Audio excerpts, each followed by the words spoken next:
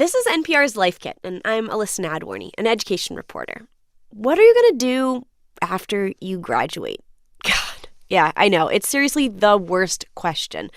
Some students hear this question super early, like before classes even begin. Now, did everyone know that you are in an exploratory phase of your life? Did ya? I mean, come on, college is for growing and learning and figuring out a whole bunch of stuff. But these are hard questions. What are your strengths? What are your passions? How do you want to get involved in the community? How do you want to gain experience? How do you want to explore different careers that are out there for you? To start to answer some of these questions, students at Grinnell College, a small school in Iowa, they're spending time during orientation to make something called a wandering map. I'd like you to flip over your green sheet. The idea is to write down a bunch of stuff that they enjoy. How do you use your free time? Like, what type of YouTube videos do you just totally go down a rabbit hole in and, I could just watch these for hours? And once you write all this stuff down, then you draw lines to demonstrate the connections. You're looking for themes. And it's a way for you to reflect on your story up to this point. In this episode, we'll help you reflect on your story. We've got tips for how to think about what you want to do, and then go out and actually get a job, maybe even a career. And look, I get it. It took a lot to get to this point. I mean, you got into college after all, and if you're about to graduate, woo! But it's just kind of assumed, yeah, sure, you'll get a job when you're done. My career ideas would change all the time. I was never 100% set on what I really wanted to do and what I would be good at. We'll hear from a student who changed directions. Like so many young people, she thought she was on a pretty clear path. You're doing that stuff they told you should do since you were 6. You did all that stuff, and then it's supposed to be great. It's just do all these things and it'll be great. And now you're suddenly graduating and where's great? No, I thought this thing was coming in a box and it's not showing up. And then you suddenly realize they didn't even really tell you how to make that transition at all. And now it's upon you. It's really scary. But it doesn't have to be scary. Figuring out what you want to do can actually be really exciting. This episode of NPR's Life Kit is not just for college students. The advice can be used for anyone, if you're looking for a new job or if you're switching careers. More after the break.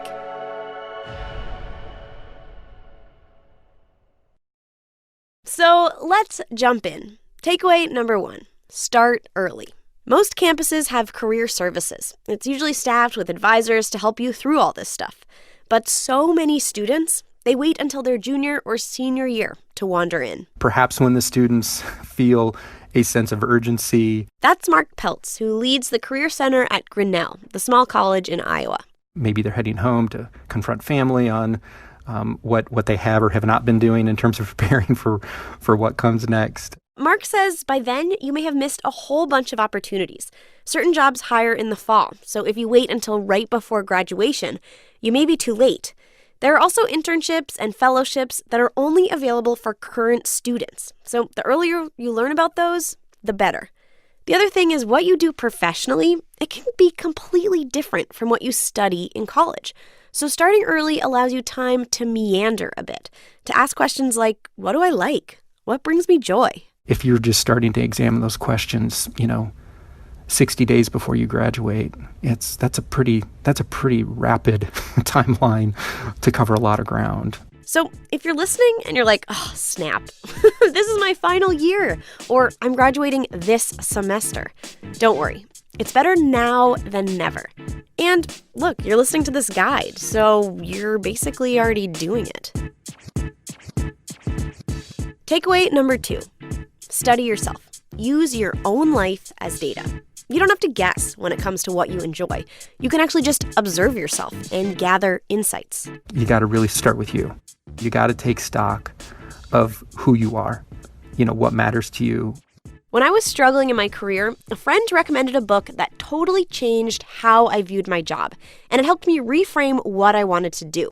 It's called Designing Your Life, and it's based on a class at Stanford University. Dave, hi! I am such a big fan of the book. Good morning, this must be Alyssa. Dave Evans co-wrote the book, and he still teaches the Designing Your Life class at Stanford. The class and the book, they're a way to answer these questions. It's all trying to get to how to know what you want to do. So in design thinking, we build our way forward.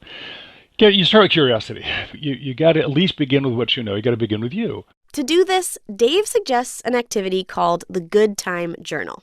Each day, at the end of the day, you sit down and you jot down all the key activities you did, and then you just annotate your engagement and your energy. I mean, how involved did it have your attention? Do this for a month, or if that's too long, a week or two will do. Evaluate everything, your classes, walking your dog, reading articles on Facebook, even your part-time job, everything. This becomes your empirical evidence. That's information you gather by observing and experimenting. It's actually part of the scientific method. When I'm doing the Good Time Journal, what am I doing? I'm trying myself out. I'm observing myself being me and taking notes on how that's working. Love the Good Journal. I have done it myself. It works. It's so helpful in kind of figuring out what you like, what you don't like, and how to cut down on the stuff you don't like. Right. I'm not sitting on the couch thinking about me. I'm watching me do stuff. When you're done with the Good Time Journal, you'll have a better sense of you, what you like, what drains you, and therefore what you should avoid. And it goes beyond just the subject or field. It's really about how do you want to spend your time? Because most jobs, they take up a big part of your life. The other thing, you can do this Good Time Journal more than once. If you have a summer job or an internship between semesters, try it then. Because figuring out what you want to do is an ever-evolving process. Mark Peltz from Grinnell, he's actually used the Good Time Journal and other similar journaling exercises on himself and his students. It's not static. It's not like you just, discover, it doesn't fall out of the sky. It's an active participatory process. Once you have a sense of you, it's time to turn outward, to explore what's out there. So takeaway number 3, do your homework. Research, research, research. The opportunities are vast. And some of the things that today's graduates are going to be doing don't even exist yet, right? This phase is all about exploring, based on what you're into and how you like to spend your time. This is where you start to research current jobs out in the world. You can start with the internet. What are people in this field reading? What professional associations do they belong to? How can you become more savvy into what's going on into these fields that are intriguing to you? And it's not just reading about all this stuff. Actually go try some of it out. Instead of crafting a to-do list, Mark encourages Grinnell students to develop a try stuff list to test their ideas, gather more info, and clarify what they want to do. Dave from Stanford says this can take many forms. It can be a job shadow, it can be going to a lecture or presentation on campus, it can be a hands-on class. It can be a ride-along, it can be a visit, it can be a small project. Think of really cheap, fast, dirty little ways to go try something out. Dave also suggests using your time in class to explore things you might like to do. You are paying the school to further advance your development, after all. Take any class you're currently working on that includes some paper you have to write or some project you have to do, and find a way to cleverly manipulate that project into getting college units for finding out what it is you want to find out about the outside world and talking to those people. A little double dipping, if you will. Totally double dipping. I mean, absolutely. For example, when Dave was a senior, he got 3 credits in an engineering class for planning his summer.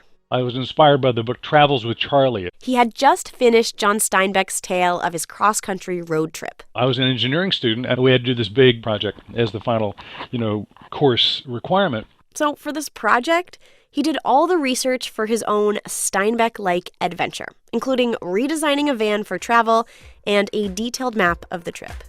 So that's the kind of thing you want to do. Manipulate your college into maximizing that for you. So get some credit for this.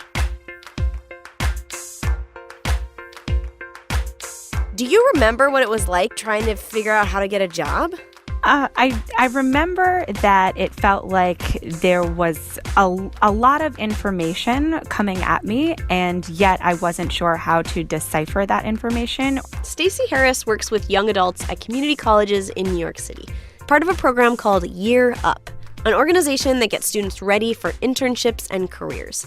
Many of the students she sees have retail and food services on their resumes. For us, it's really just about taking what they already know, taking those experiences, and helping them to kind of reframe that in a way that it is going to be understood by the corporations for whom they want to work. So that's our takeaway number 4.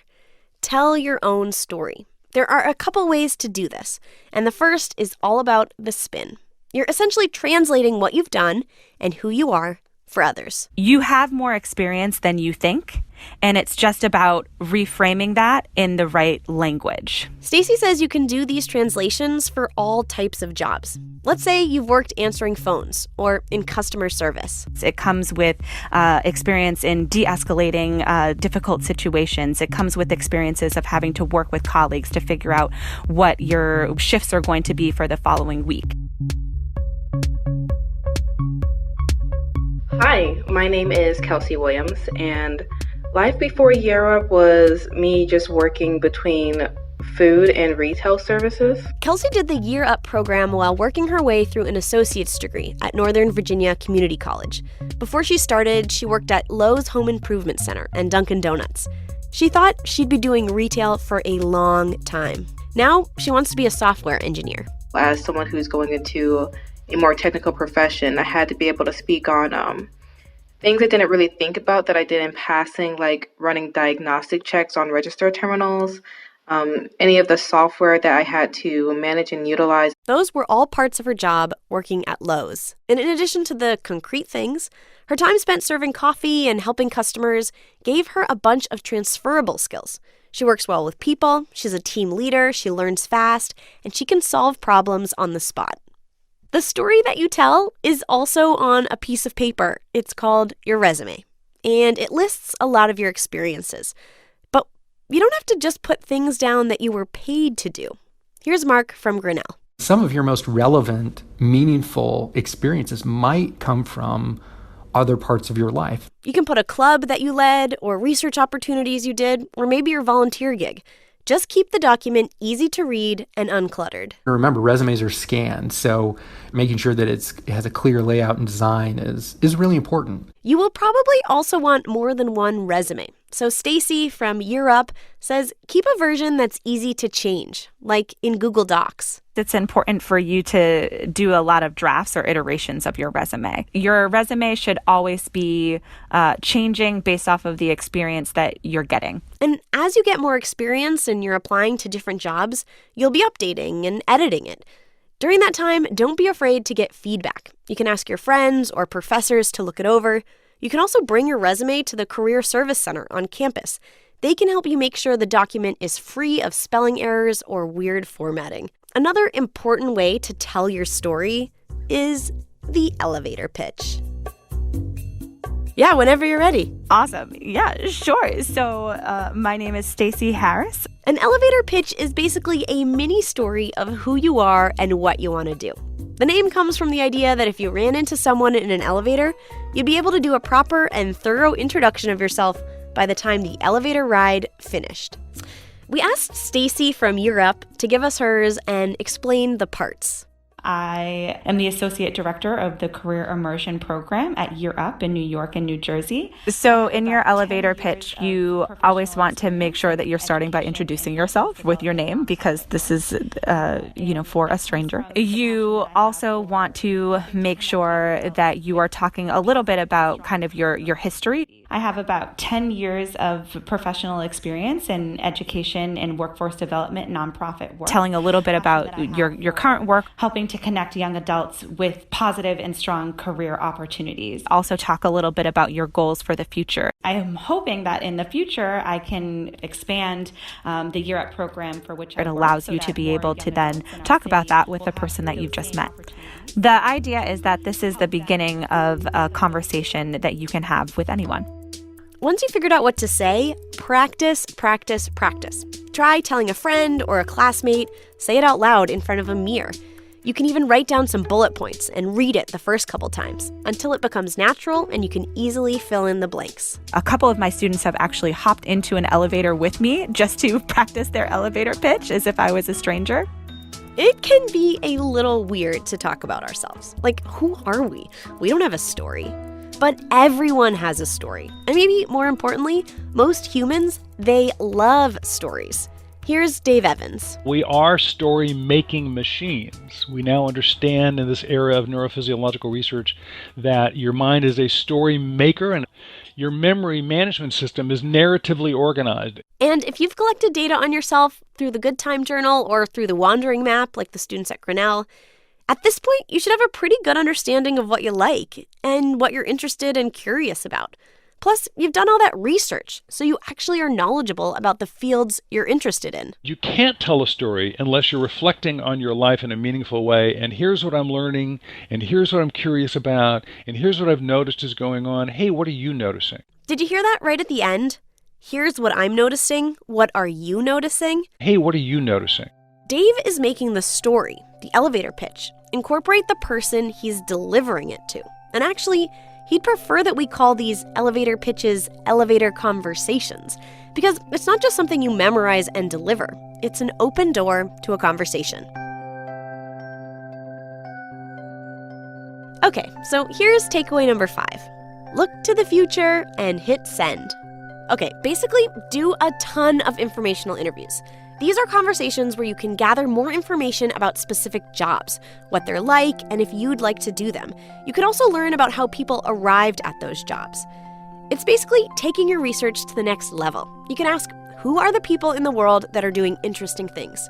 And then you go talk to them. It turns out there are people today who are living in the future you're imagining now, and you can get closer to what that future is like by getting in front of them. And you're not asking them for money, you're not asking them for a job, you're asking them for the story. Once you get that story, Dave says, go out and get more. One easy way to do this is to have your last question be, who else should I talk to? In his experience, people are looking for connection. And who doesn't love being flattered? You think you're fascinating. I think you're fascinating. We agree. We should get together and share that common interest. Just tell me all about the fascinating Alyssa. When you put it like that, I would do tons of informational interviews. Most people's favorite thing is themselves and what they're doing. And if you're genuinely interested, if you can bring genuine curiosity, go for it. So one thing to keep in mind here, sure, people like to be flattered, but they're also busy. So be specific. You don't want to just blanket email a bunch of people because you can. You want to have a goal. Think about what you're trying to get from each person you talk to. Is it to understand the path of how they got to where they are now? Is it about information on a current job posting? You want to be transparent and genuine about your curiosities and your interests. I asked Mark from Grinnell, how do you actually go about doing this? What do you say in your email? That's kind of scary. Do people actually want to take the time and talk with you? I think so. I'm talking to you. Because that can seem daunting, right? Oh, absolutely. Right. There's the 5-second of fear before you hit the send button. It's a pretty low risk endeavor. Worst case scenario, maybe they don't respond. But basic case scenario is they do respond. You have an amazing conversation. Kelsey Williams, the student in Virginia, she struggled a lot with confidence, and she wasn't sure quite what she wanted to do. So when she was told to email a bunch of strangers about herself, she was a bit skeptical. Reaching out to these connections, I did feel a bit intimidated because I'm being encouraged to reach out to people that I've never laid eyes on before, I've never spoken with before. But everyone kept telling her, you have to. I had to get over that. I had to buckle down and just reach out because I had the resources, I had the tools. And it worked. So when I went for it, every connection that I've met, they've always been so helpful and genuine and caring. She also tries to send thank you notes after she meets with people. Handwritten is lovely, but not necessary. An email will work too. That can go a long way to keep you in consideration. It makes you stand out more. Okay, so sometimes talking to all these people, swapping stories, can lead to a new opportunity, even a job. And other times, you'll just have to apply or send an email without a conversation. For that process, it's helpful to do takeaway number 6. Study up on business etiquette. There are norms for any environment and any occasion, but business norms are really specific. The good old business norms. The truth is, there are lots of different workplaces with different rules. But since you won't actually know those nuances until you spend time in the office, it's best to proceed with caution. Here are some of Stacy's tips. One of the first things that we have our young adults do, if they do not already have it, is to create a more professional email address. So say goodbye to bubblegum123. Mine was actually click1234 with 2 Ks, spelled incorrectly. So weird. Instead, you want an address that has your name, And if you can't get that one, you can try a few numbers afterwards. Then there's the subject line, an underutilized and oh so important part of an email. Be short and put important stuff first, and definitely don't leave it blank. For example, if you're emailing an alum of your college, you can include the name of your college in the subject line. So you're basically signaling that you have a connection. The subject line should tell you what's coming in the email. So your subject line is a little bit like a title if you were writing a paper, and it is a summary of what the email is going to be about. In the body of the email, she says to start with a greeting and always end with your signature. That includes your name and how to reach you. If you have a website or a LinkedIn profile, you can put it down there. Beware of spelling errors and make sure to use proper capitalization. In Stacy's Year Up class, she has students write emails that are timed, just to practice being efficient. They also practice handshakes, not too hard, not too soft, and they curate their social media presence. Your social media is certainly a part of you and of your brand. And so you would want to curate that in the same way that you curate your professional appearance, your dress, how you speak to others in person, etc. Kelsey Williams, the community college student in Virginia, she just finished up an internship at Capital One. She's now much more confident, and she says her mom brags about her successes to her friends. Kelsey offers this piece of advice. You don't have to have it all figured out, despite what pressure you may feel. You have time. And this is my personal issue. Stop doubting yourself. Go for it. And remember Dave Evans' advice. Don't despair. You are nowhere near alone. You can do this. And it'll take a little bit of time and a little bit of energy, but all you need is your curiosity and some sincerity, and you can get there from here.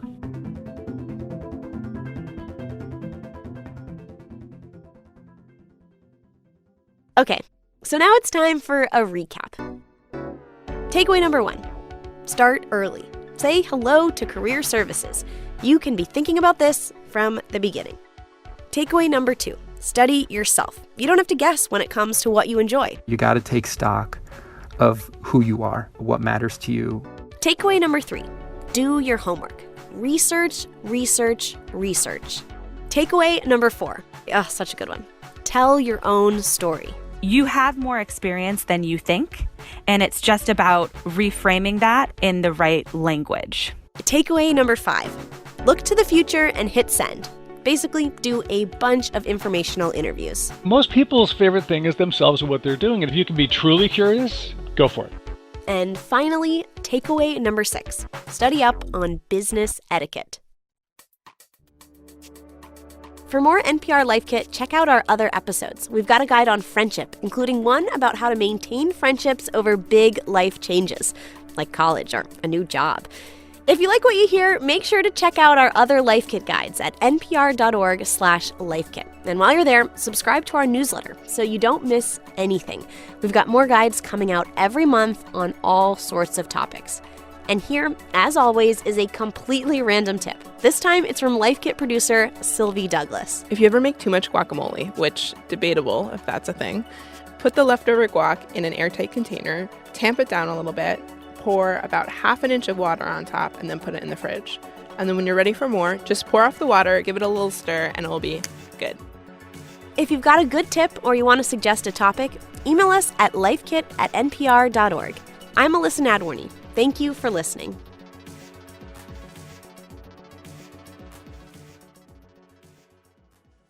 Study yourself. You own life. Use your own life. You do own life. That's another takeaway. That's for a different Life Kit. There's more to watch and read these days than any one person can get to. That's why we make Pop Culture Happy Hour from NPR. Twice a week, we sort through the nonsense, share reactions, and give you the lowdown on what's worth your precious time. Listen and subscribe to NPR's Pop Culture Happy Hour.